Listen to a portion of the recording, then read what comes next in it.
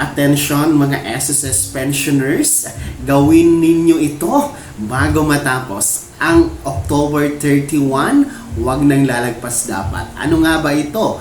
Para tuloy-tuloy ang pagtanggap ng buwan ng pensyon at hindi maputol, pag-uusapan natin yan mamaya-maya. Hold up.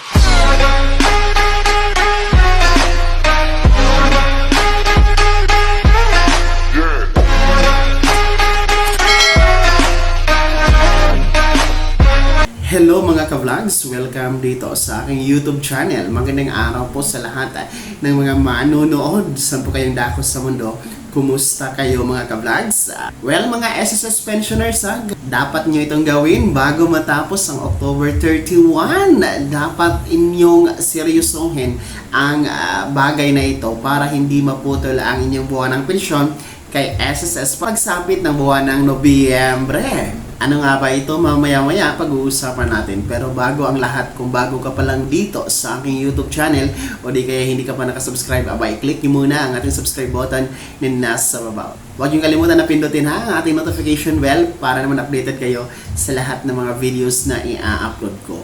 Well, mga SSS pensionado, kayo po ay nire-require ng SSS at dapat po seryosohin ninyo ang bagay na ito at dapat gagawin ninyo ito bago matapos ang October 1. Dapat gawin niyo ito bago matapos itong buwan ng Oktobre. Hindi na dapat lalagpasan ng October 31. So, ito po ang panawagan ng SSS sa lahat ng merong buwan ng kapanganakan or birthday celebrant ngayong buwan ng October na kayo po ay nire-required na mag-comply ng inyong SSS Annual Confirmation of Pensioners or SSS ACO.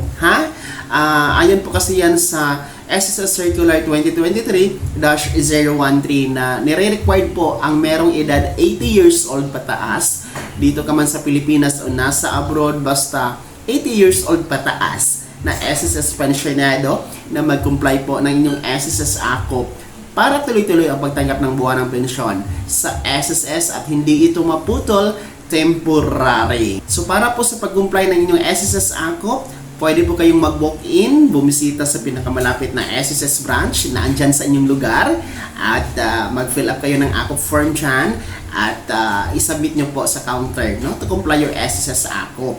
And sa mga nasa abroad o dito sa Pilipinas pero busy at hindi na makakapunta sa SSS branch to comply your SSS ACO, pwede po mag-comply sa pamamagitan po ng video conference. Mag-email lamang po kayo kay SSS na mag-request ng video conference para i-comply ang inyong SSS ACO. At sa mga kliyente naman ng mga bangkong nasa screen nyo, pwede kayo pumunta dyan at mag-comply ng SSS ACO. Mga kliyente ng mga bangko na naka-flash sa inyong screen mga ka-vlogs. So, ngayon po ay October 20, araw ng linggo. So, simula bukas, ay 10 araw na lang po ang natitira at magtatapos na ang October mga ka-vlogs. So, dapat po ay i-comply nyo na ito. Huwag na talagang paantayin ang November kasi holiday po ang November 1 and 2. So, talagang hanggang October 31 lang ang pag-comply ng SSS ACO.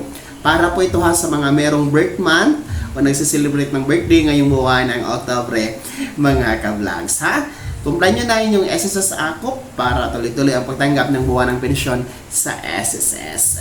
Ayan mga SSS pensioners, sino po ba sa inyo ang merong birth month ng October? Ang buwan ng kapanganakan ngayong buwan ng Oktubre at 80 years old pataas. Ayan, nakapag-comply na ba kayo ng inyong SSS ACO o hindi pa? I-comment nyo na sa comment section na nasa baba. Bago ako matapos sa video na to, kung gusto nyo pong sumuporta sa aking YouTube channel, maaari nyo pong i-click ang ating super thanks button na nasa baba. Huwag nyo kalimutan na pindutin ang notification bell. Ilagay nyo po sa all para naman updated kayo sa lahat ng mga videos na i-upload ko. Maaari nyo rin i-like ang video na to. At kung meron ka pang mga katanungan, maaari nyo i-comment sa comment section na nasa baba. Paki-follow na din po ang aking official Facebook page na nasa screen niyo. Muli po ako si Daniel Timpawa na nagsasabing dito sa aking YouTube channel, Pawang Katotohanan at lahat totoo lamang.